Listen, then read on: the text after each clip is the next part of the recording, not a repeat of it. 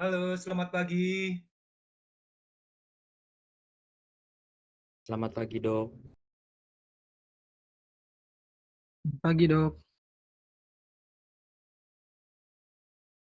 Ini baru 72 orang yang join.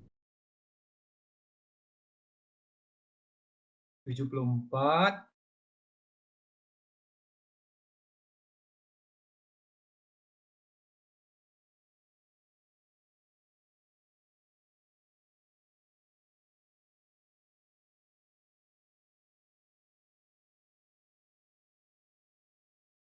Apa semua perwakilan kelas sudah ada yang join siang ini?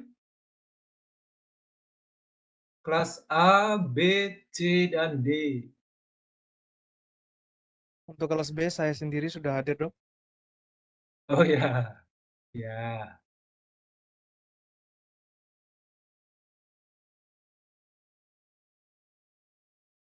Kalian harus ini ya, harus sebelum memulai kuliah itu harus absen kehadiran terlebih dahulu ya.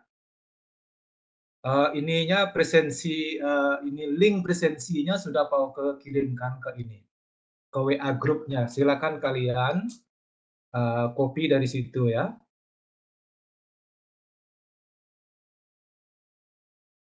Silakan dimulai sebelum perkuliahan ini. Silakan absen dulu ya sebelum perkuliahan kita mulai.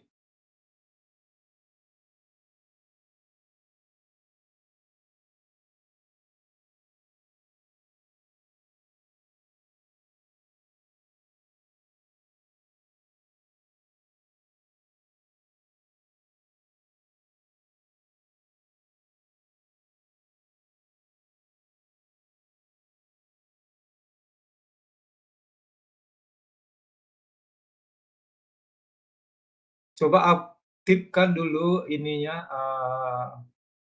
video kalian.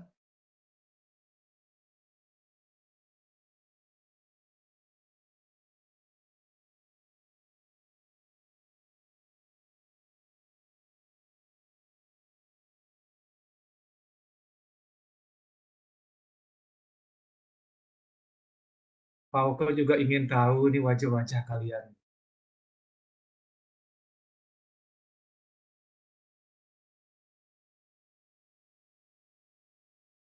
Ini Pak Oko mau foto, kalian pasang gaya dulu ya. Pasang gaya dulu, Pak Oko mau foto ini.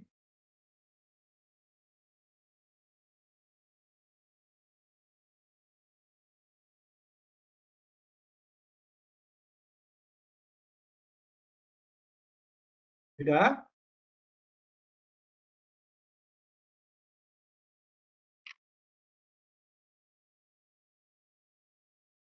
Oke, terima kasih ya.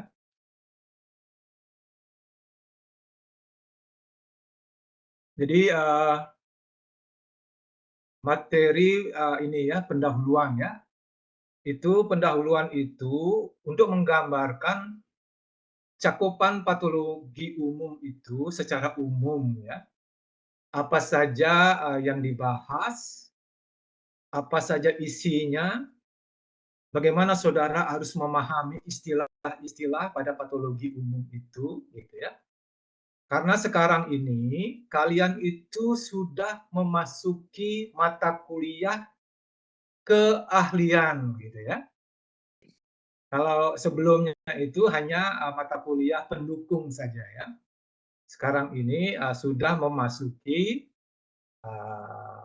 mata kuliah keahlian. Oleh karena itu, kalian itu harus paham ya, harus paham dengan istilah-istilahnya, harus juga paham dengan prosesnya, harus juga paham apakah sel itu jika mengalami kelainan, itu ada kaitannya secara klinis. Itu gini ya. Kemudian bagaimanakah menilai apakah sel dengan gambaran tertentu itu sudah termasuk abnormal atau masih dalam batasan normal seperti itu ya. Jadi untuk jelasnya Pak Oke ingin ini sampaikan ini dulu ya. Nah,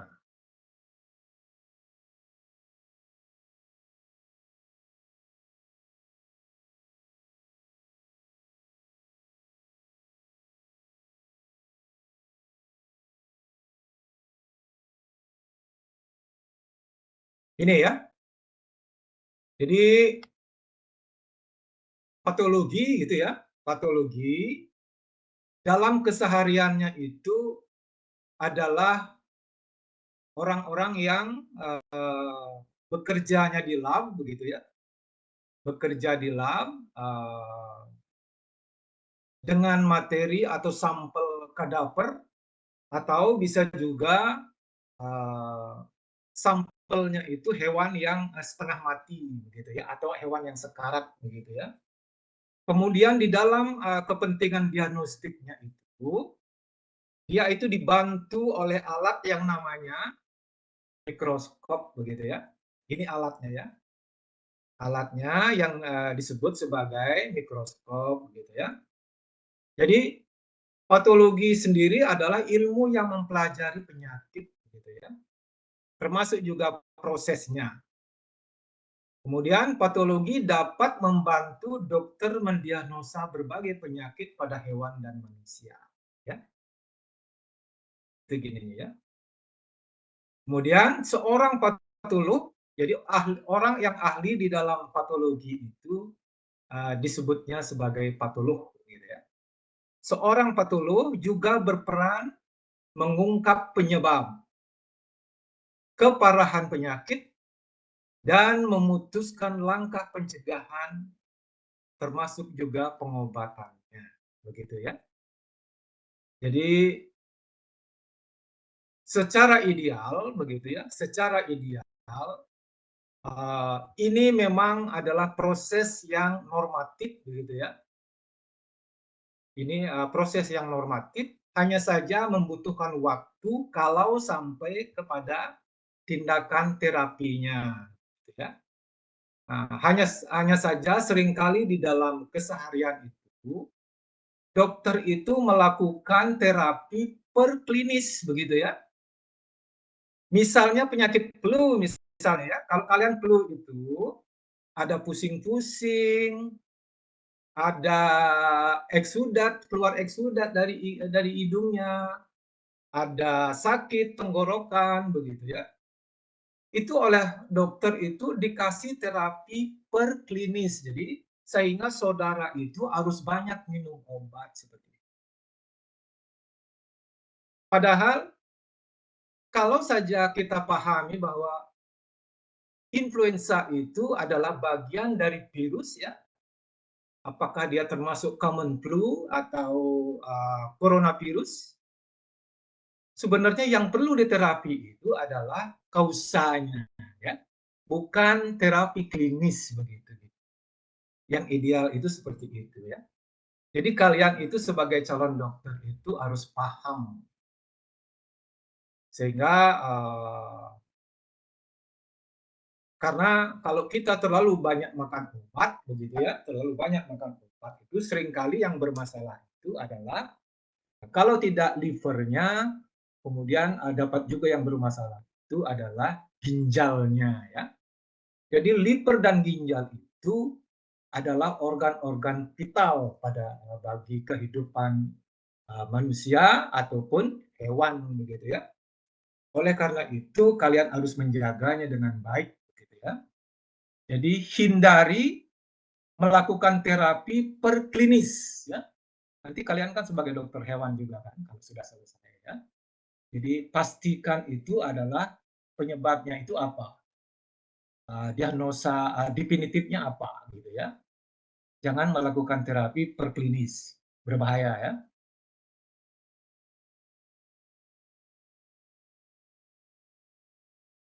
Jadi di dalam patologi umum itu yang dibicarakan adalah studi tentang reaksi dasar sel Jadi yang dibicarakan itu adalah studi tentang reaksi dasar sel atau jaringan terhadap adanya rangsangan abnormal yang mendasari timbulnya suatu penyakit. Gitu. Jadi apa itu penyakit, begitu ya? Jadi apa itu penyakit ya? Saudara harus paham apa itu penyakit. Jadi penyakit itu dapat juga dianalogikan sebagai gangguan struktur dan fungsi ya. Gangguan struktur dan fungsi, terutama yang menimbulkan tanda-tanda klinis tertentu. Ya, tanda-tanda klinis tertentu. Kita di kedokteran hewan itu ya lebih umum menyebutnya sebagai tanda klinis. Kalau sedangkan di kedokteran manusia itu lebih umum menyebutnya sebagai gejala klinis, gitu ya. Kalau di kedokteran manusia, jadi yang sakit itu sendiri mendeskripsikan penyakitnya kepada dokter, begitu ya. Sedangkan di kedokteran hewan harus ada yang orang lain yang mendeskripsikannya. Nah, ya, jadi ada observernya ya. Oh, ternyata ditemukan ada eksudat pada matanya ya. Oh, ternyata sklera matanya itu terlihat berwarna kuning. Begitu juga dengan mukosa mulutnya ada ditemukan warna ikterus seperti itu ya. Jadi oleh karenanya ada sedikit kebiasaan yang berbeda ya. Kalau di hewan itu adalah tanda-tanda klinis, sedangkan di manusia itu gejala klinis ya. Kemudian persamaan yang kedua itu, setiap penyimpangan atau gangguan dari struktur atau fungsi normal dari bagian organ atau sistem manapun dari tubuh yang mungkin saja bermanifest klinis gitu ya.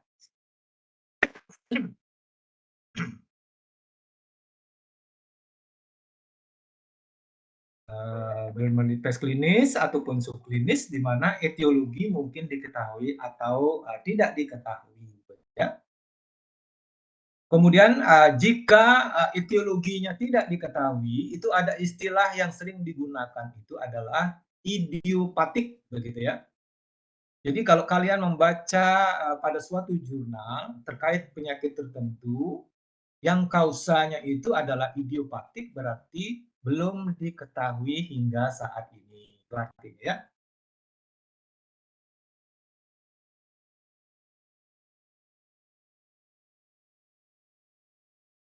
Jadi ada beberapa hal penting di dalam patologi ya. Yang pertama itu menyangkut etiologi ya. Etiologi. Jadi etiologi itu adalah penyebab penyakit begitu ya. Ada penyebab karena genetik begitu ya. Ada penyakit yang timbul karena proses gini ya, dapatan gitu, infeksi dapatan gitu ya. Misalnya penyakit menular begitu, gangguan nutrisi atau kimiawi ya. Kalau penyakit genetik itu misalnya kejadian tumor-tumor tertentu gitu ya. Atau diabetik begitu ya. Diabetik itu juga mulai umum ditemukan pada hewan ya, tidak saja pada manusia ya. Kemudian penyakit itu juga dapat disebabkan oleh beberapa faktor begitu ya. Oleh karenanya dia disebut sebagai multifaktorial ya. Ini penyakit-penyakit yang di lapangan itu umumnya multifaktorial ya. Jarang penyakit asal dari lapangan itu disebabkan oleh satu agen infeksi gitu ya.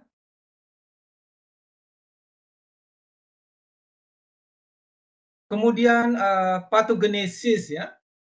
Jadi kalau kalian belajar patologi itu hal kunci yang kalian harus pahami itu adalah patogenesisnya. bagaimana agen infeksi itu masuk ke dalam tubuh, kemudian setelah dia ada di dalam tubuh, bagaimana dia bersirkulasi bersama aliran darah, aliran limpa, dan sebagainya. Kemudian bagaimana pula dia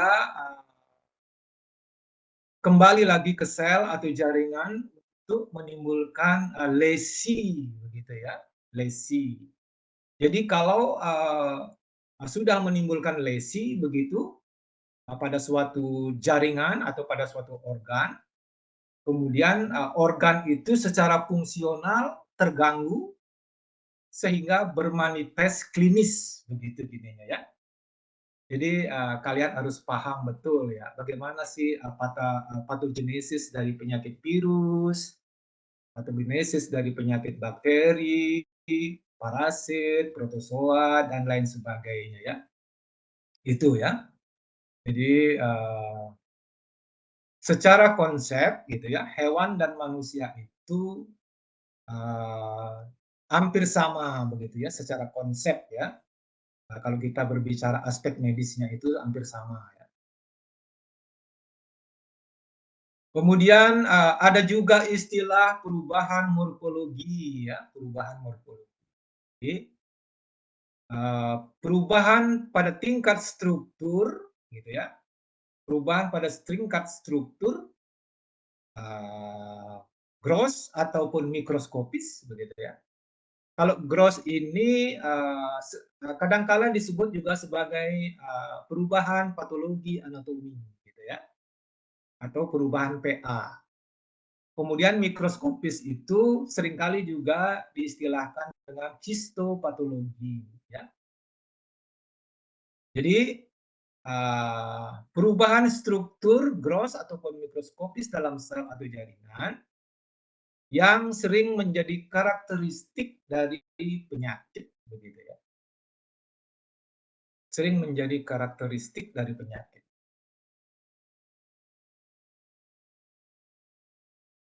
Kemudian tanda klinis ya, tanda klinis. Jadi karakter perubahan morfologi dan distribusinya pada suatu organ atau jaringan yang dapat mempengaruhi fungsi normal dan menentukan timbulnya tanda klinis, patogenesis, dan prognosis penyakit ya.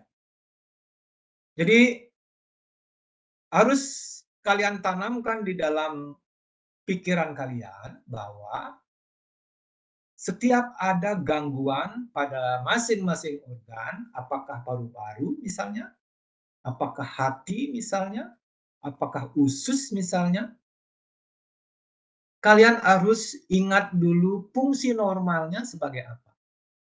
Organ paru itu fungsi normalnya apa, organ hati itu fungsi normalnya apa, usus itu apa fungsi normalnya. Kalau dia terganggu, sudah dapat dipastikan dia tidak dapat menjalankan fungsinya secara benar. Kalau misalnya pada usus misalnya ditemukan terjadi radang begitu ya, enteritis, kataralis, akut begitu ya. Karena terjadi radang di situ, sudah barang tentu dia akan mengalami gagal fungsi, terutama aspek absorpsinya. Kalau dia kemudian sudah mengalami gagal fungsi, tentu secara klinis dia akan diare-diare saja. Ya. Seperti itu misalnya ya, misalnya. Begitu juga dengan organ yang lain. Misalnya dermatitis ya, permukaan kulit hewan kesayangan itu radang begitu ya, apakah karena sarkoptes, demodek begitu. Jadi fungsi normalnya itu adalah sebagai organ proteksi terhadap berbagai patogen eksternal. Ya. Kalau itu yang terjadi ini, misalnya peradangan pada permukaan kulit, dermatitis misalnya, tentu fungsi proteksi terhadap berbagai agen patogen itu tidak jalan, tidak dapat difungsikan dengan baik, gitu. Sehingga dia mudah terinfeksi oleh patogen lainnya. Misalnya apa? Jamur kah, bakteri kah, seperti itu ya.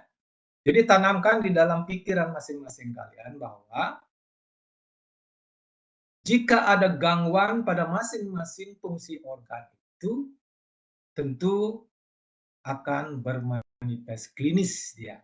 Apakah itu ringan-ringan saja, ya nah, klinis pun terbagi menjadi dua begitu ya. Ada yang ringan itu istilahnya mild begitu ya. Kalau klinisnya sedang begitu, moderate istilahnya. Kemudian kalau klinisnya berat itu severe begitu ya. Jadi berat ya. Mungkin ininya lesi di dalam jaringan itu juga berat tentunya ya. Nah, seperti ini misalnya ya. Kalau kalian memiliki hewan kesayangan begitu, ada klinis seperti ini ya, pada ininya mandibulanya itu istilahnya adalah alopecia begitu ya. Kemudian di sudut mata juga ya, alopecia. Kemudian juga ditemukan pada paru-paru ada beberapa tuberkel begitu ya. Jadi istilahnya adalah multifocal tubercle seperti itu ya. Ditemukan adanya multifocal tubercle. Kenapa dia multifocal? Karena lebih dari satu begitu ya.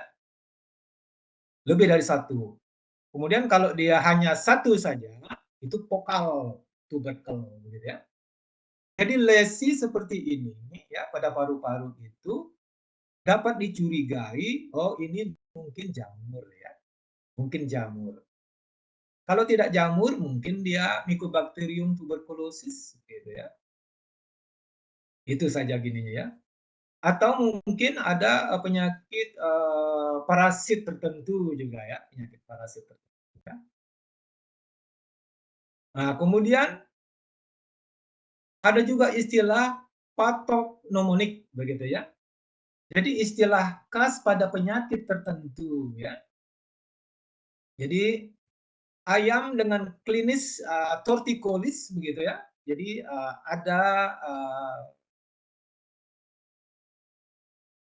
apa namanya leher daripada ayam itu terpuntir begitu ya. Jadi istilahnya kalau kalian menemukan ayam begini itu torticollis begitu ya. Maaf ya, kalau ini batuknya sudah 1 minggu lebih ini belum hilang-hilang.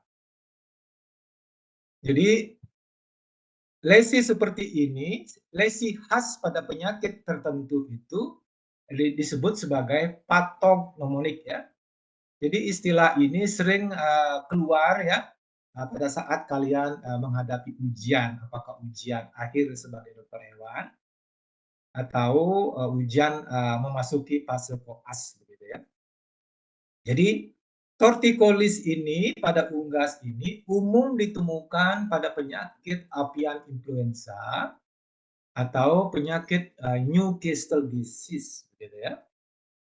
Atau penyakit ND begitu ya, penyakit ND atau penyakit apa istilahnya ya kalau yang lokal itu penyakit ND, Newcastle disease atau avian influenza begitu ya. Kemudian untuk kepentingan diagnostik begitu ya, untuk kepentingan diagnostik kalian juga perlu melakukan tindakan biopsi gitu ya. Jadi perlu melakukan tindakan biopsi untuk memahami alopecia ini apakah karena reaksi jamur atau parasit atau bakteri begitu ya.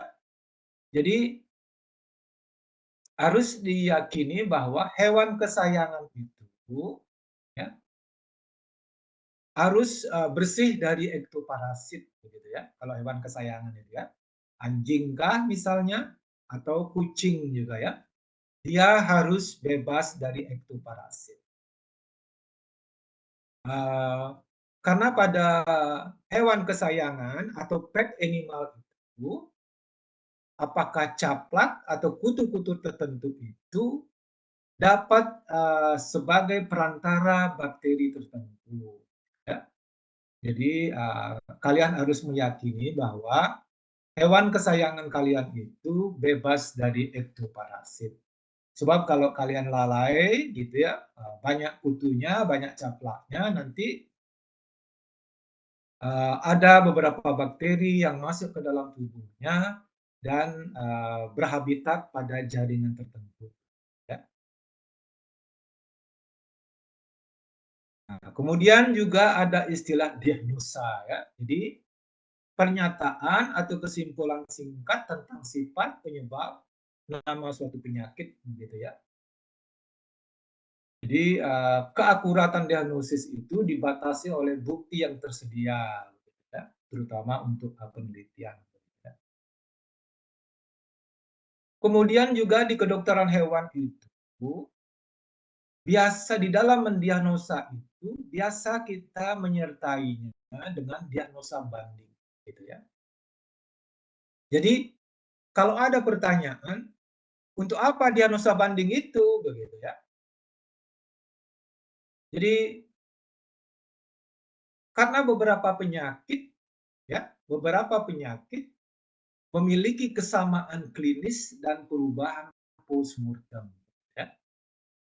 Jadi itu yang pertama. Kemudian yang kedua, kalian itu bukan malaikat, begitu ya. Apapun diagnosa sementara yang kalian buat itu, setelah diperiksa di berbagai lab itu akan begitu hasilnya, tidak, begitu ya, tidak seperti itu. Oleh karenanya, kalian harus lengkapi dengan diagnosa banding. Atas dasar apa diagnosa banding itu dibuat? Atas dasar adanya kesamaan klinis dan perubahan postmortem ya. Itu gininya.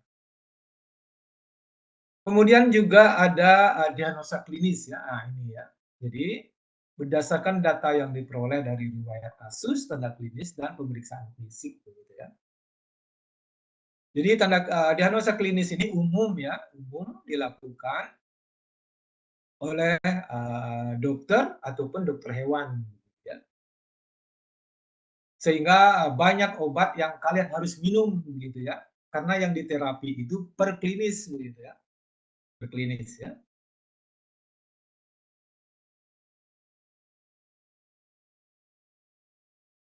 Kemudian juga ada diagnosa morfologi ya. Ada juga diagnosa morfologi. Diagnosa berdasarkan lesi dominan di jaringan ya. Itu harus kalian pegang ya. Lesi dominan pada jaringan. Dapat juga berdasarkan perubahan mikroskopis dan menggambarkan tingkat keparahan, durasi, distribusi, lokasi, dan sifat lesi. Gitu ya. Jadi kalian kalau sudah ini ya, kalau sudah memasuki stase kodil itu, begitu ya, kalian itu koas begitu, koas dengan format kodil begitu ya. Kalau kalian lulus pada stase kodil itu berarti kalian sudah lulus di 4 laboratorium gitu ya. Jadi kalian harus hati-hati ya di dalam membuat diagnosa itu. Karena banyak mempertimbangkan faktor lainnya ya. Misalnya ya, ada reaksi radang akut oleh virus begitu ya. Reaksi radang akut oleh virus tentu perubahan yang kalian temukan di bawah mikroskop itu, yang pertama itu adalah adanya reaksi vaskular dan selular. Ya. Harus itu ya, reaksi vaskular dan selular. Nanti jelasnya Pak Oko sampaikan di mata kuliah radang dan kesembuhan ya. Kalian harus menemukan adanya respon vaskular dan selular. Kemudian karena dia virus, tentu sel limfositnya yang dominan. Gitu ya. Bahwa ada sel yang lain, ya karena dia radang akut ya, radang akut oleh virus begitu ya. Jadi limfositnya yang dominan ya, seperti itu misalnya. Kemudian juga ada istilah diagnosa etiologis gitu ya. Jadi diagnosa ini menyebutkan penyebab spesifik ya. Menyebutkan penyebab spesifik. Misalnya enteritis, parvoviral, kemudian parasit, hepatitis begitu ya. Jadi seperti itu ya. Jadi diagnosa etiologis gitu ya. Jadi menyebutkan penyebab spesifik ya. Misalnya enteritis parvoviral, parasit hepatitis begitu ya. Kemudian juga ada diagnosa penyakit ya yang bersifat definitif. Jadi diagnosa khusus yang menyatakan nama penyakit merupakan hasil dari pengamatan tanda klinis, sidik epidemiologi dan pemeriksaan postmortem. Gitu ya. Jadi yang ini harus hati-hati begitu ya. Harus hati-hati. Terutama kasus yang berasal dari lapangan gitu ya. Jadi seringkali di dalam pemeriksaan itu kalian menemukan lebih dari satu agen penyebab di situ. Tentu berdasarkan beberapa pertimbangan begitu ya. Beberapa pertimbangan kalian harus dapat melakukan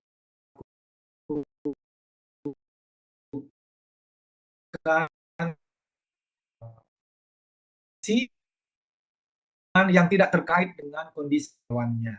Bahwa dia ditemukan, betul ditemukan. Apakah agen penyebab itu masih dalam fase normal atau sudah menimbulkan klinis?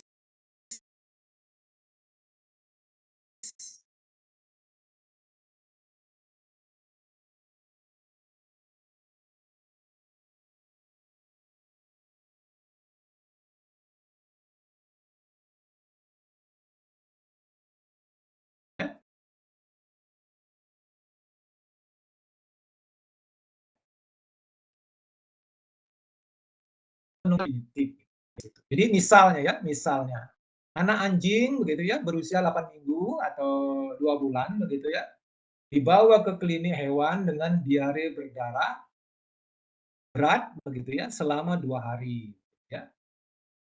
Anak anjing mati sebelum pemeriksaan klinis selesai dan dilakukan nekropsi begitu ya. Kemudian diagnosa kliniknya itu adalah diare berdarah. Jadi karena klinisnya itu adalah diare berdarah. Sesuai ini ya. Diare berdarah. Kemudian ketika dibuka, dilakukan nekropsi, ditemukan enteritis nekrohemoragik. Jadi radang pada usus disertai fesesnya berdarah. Kemudian diagnosa etiologinya adalah parvoviral enteritis. Kemudian diagnosa penyakit atau diagnosa definitifnya adalah canin parvovirus. Seperti itu gini ya. Jadi kalian harus sudah mulai sekarang ini ya. Karena memasuki mata kuliah keahlian ya. Sebab kalau kalian tidak ini kalian tidak dapat memahaminya dengan baik nanti ini kurang semangat jadinya seperti itu ya. Jadi karena sudah ada di semester 4 jadi Pak Oka harapkan kalian itu semuanya semangat begitu ya, semuanya semangat.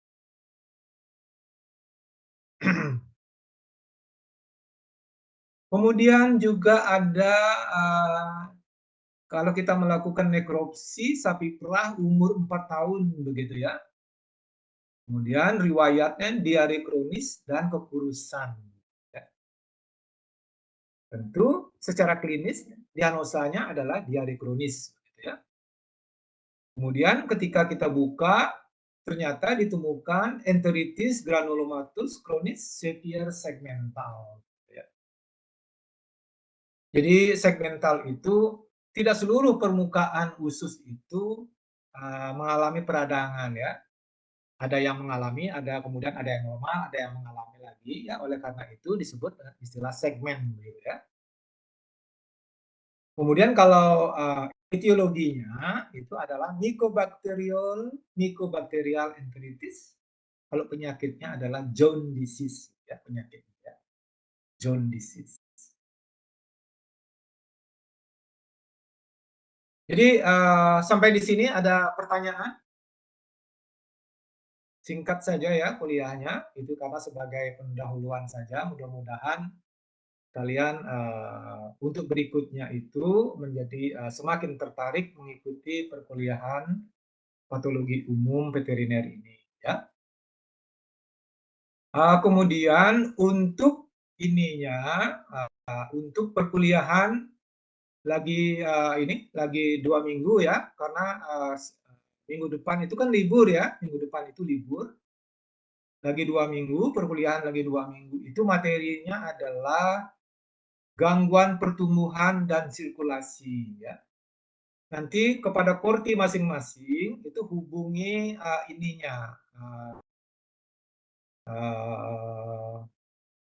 dosennya gitu ya. Apakah perkuliahan itu dilaksanakan secara online atau offline begitu ya. Itu tugas daripada masing-masing korti ya. Masing-masing korti. Ada pertanyaan sampai di sini?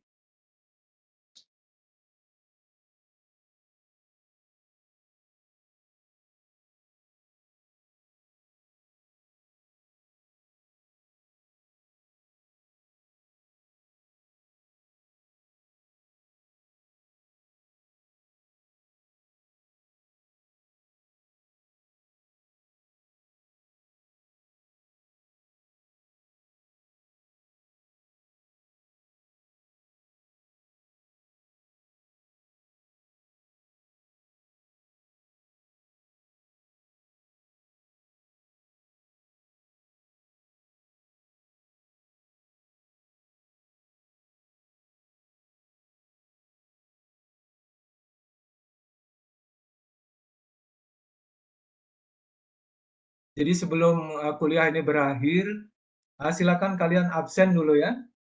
Absen dulu jangan lupa. Nanti bolong absennya, nanti kalian dimarah sama ketua program studinya ya.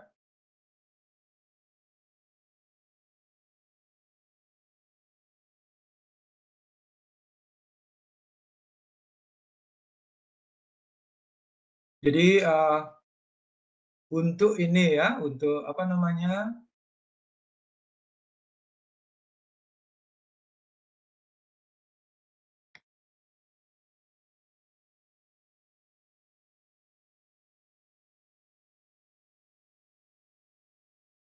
Kalian tolong catat ini ya. Jadi kalian itu dapat jadwal presentasi itu kapan begitu ya?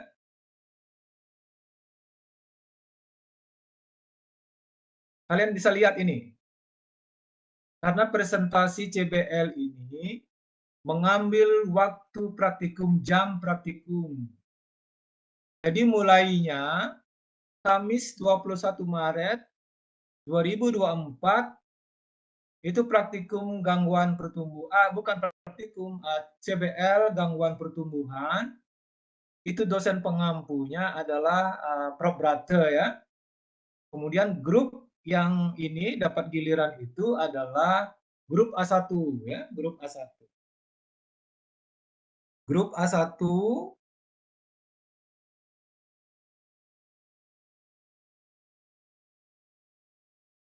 kemudian grup A1 itu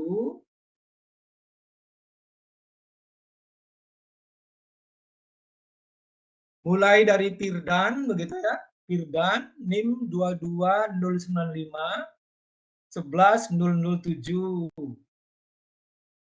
Kemudian ada juga Pedro Aljabala. Ya, Pedro Aljabala, NIM 22095 11022.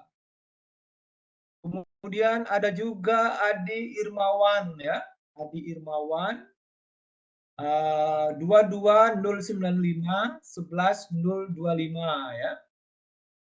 Kemudian yang nomor 4 ada Iwayan P. Yogi Wiasa Putra. NIM-nya 22095 11026, ya. Kemudian yang nomor 5 ada Angel Marinda. NIM-nya 22095 1102, ya. Nah, ini salah nih satu lagi nih. Kurang ini satu lagi. Kemudian ada Rafinka Septriandini Zalianti, ya. Jadi NIM-nya 22095 11035, ya. Seperti itu.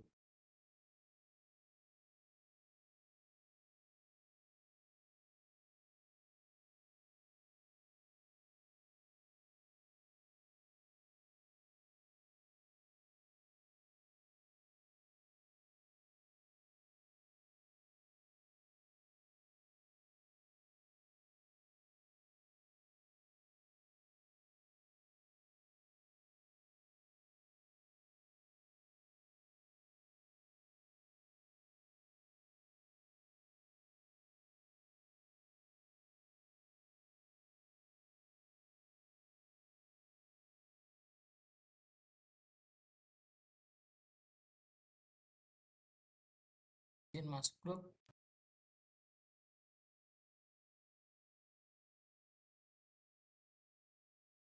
Kalian lihat ini.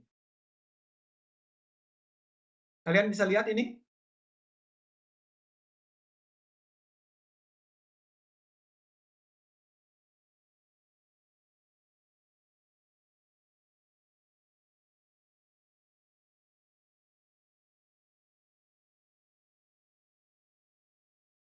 Halo?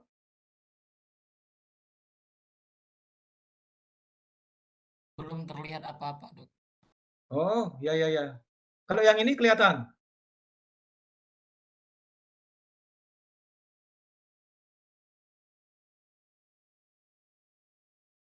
Oh, salah-salah ya. Oh, sudah mati.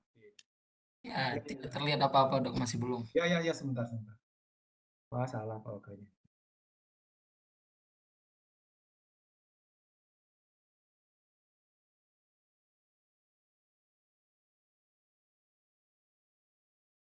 Mungkin sembari menunggu dok, kira-kira saya boleh bertanya? Ya, silakan, silakan. Ini terkait dengan kelas saya, ada mahasiswi yang belum masuk ke dalam anggota kelompok gitu dok. Itu bagaimana Ya, ya dok? ya gampang lah itu. Nanti kalau sudah ini tinggal WA Pak Oke saja ya. Nanti Pak Oke masukkan ke grup. Baik, Ini terima kan kasih masih dok. berproses begitu ya. Tidak semuanya bisa lancar begitu. Kalau memang ada yang ini, nanti kalau kalian sudah selesai urusan administrasinya, kalian tinggal WA Pak Oke saja ya. Bisa? Halo? Baik dok, aman dok. Ya. Sekarang sudah kelihatan ini. Sudah dok, sudah kelihatan Nah, jelas.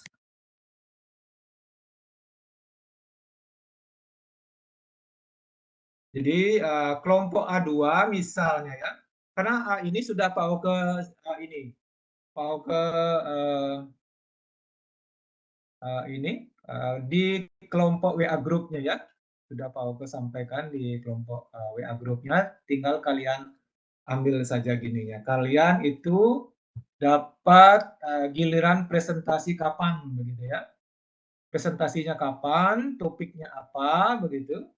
Sudah jelas itu di ininya ya, Pak Oke sudah sharing. Ada lagi yang mau ditanyakan? Ya, izin bertanya lagi dok. Ya, silakan. Setelah saya dan teman-teman lihat OASE, kita masih belum ada OASE ya dok untuk mata Ya, kuliah belum, ini. nanti Pak Oka ini. Oh baik, siap Belum, dok, siap. nanti Pak Oka ini. Susul lagi ya. Ya, Makasih dok. belum aktif yang untuk 2024.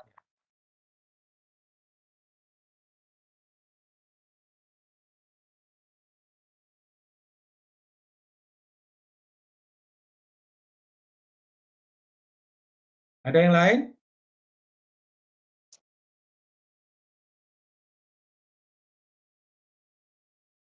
Jadi sebelum Pak Oka akhiri, kalian jangan lupa absen ya. Itu penting, absennya sangat penting. Baik, kalau tidak ada yang ditanyakan lagi, boleh Pak Oka akhiri?